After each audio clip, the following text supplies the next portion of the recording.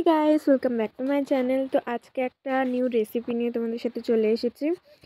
হচ্ছে খুব সহজে ইজি ওয়েতে তোমরা কিভাবে ঘরে মোমো বানাবে সেটার রেসিপি।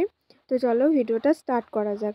অ্যাট ফার্স্ট আমি ময়দা নিয়েছি 250 গ্রাম ময়দা, আর এখানে স্বাদ মতো লবণ দিতে হবে, দিয়ে জল দিয়ে ভালো করে একটা সফট ডো বানিয়ে নিতে হবে। দেখো এরকম একটা সফট ডো বানিয়ে নিয়ে দেন এটাকে রেস্টে রাখতে হবে 15 মিনিট। দেন আমি হচ্ছে স্টাফিং তৈরি করব। তার জন্য আমি নিয়েছি বাঁধাকপি, গাজর, লঙ্কা, আদা রসুনের পেস্ট আর পেঁয়াজ, আর আমি ডিমও অ্যাড করব লাস্টে। তো দেখো কড়াইয়ে তেল দিয়ে দিয়েছি, তেলটা গরম হয়ে যাক। তেলটা গরম হয়ে গেছে, গরম হয়ে যাওয়ার পর আমি ফার্স্ট পেঁয়াজ দিয়ে দিচ্ছি।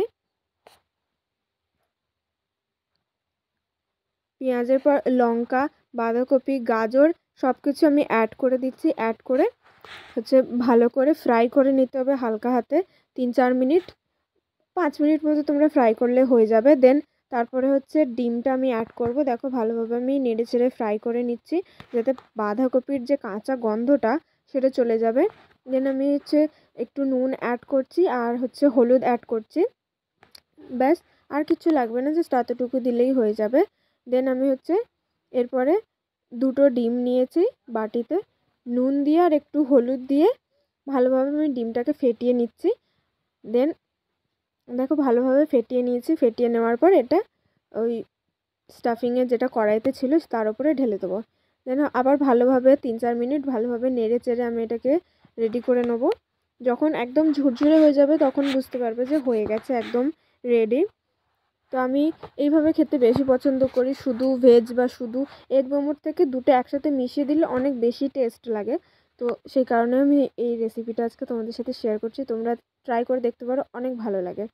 দেন হয়ে গেছে, এবার আমি হচ্ছে স্যুপটা রেডি করব।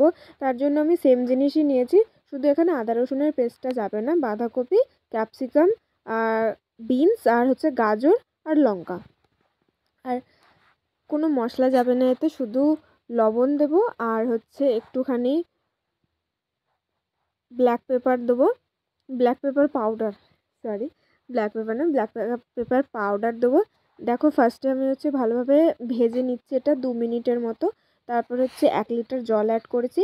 যতটা জল দেবে তার থেকে অর্ধেক জলে যখন চলে আসবে তখন বুঝতে পারবে যে স্যুপটা রেডি হয়ে গেছে।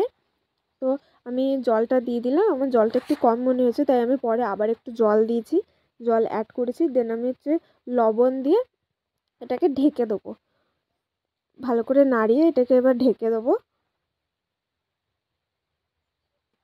তারপরে ঢেকে আমি কিছুক্ষণ ফ্রাই করে নিয়েছি। তারপরে আমি এখানে ব্ল্যাক পেপার পাউডারটা একটু দিলাম, তারপরে আবার একটু নেড়ে আমি ঢাকা দিয়ে দেবো।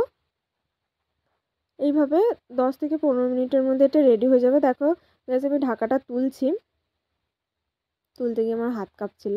তো দেখো কালারটা এরকম এসেছে, কারণ আমি একটু ব্ল্যাক পেপার পাউডারটা একটু বেশি দিয়ে ফেলেছি, গোলমরিচের গুঁড়োটা, তাই কারণে একটু কালার একটু বেশি ঝাল হয়ে গেছিলো।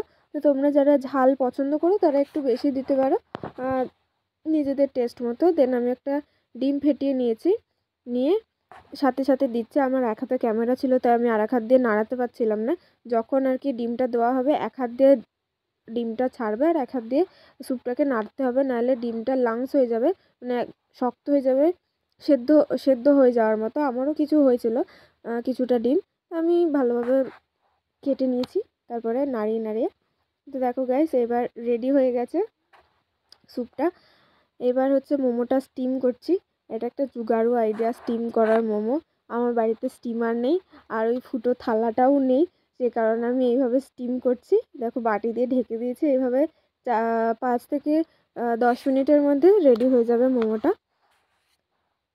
তো এ দেখো গাইস আমার মোমোটা রেডি হয়ে গেছে, অনেক সফট হয়েছে, দোকানের থেকেও বেশি টেস্টি হয়েছে আর স্যুপটা।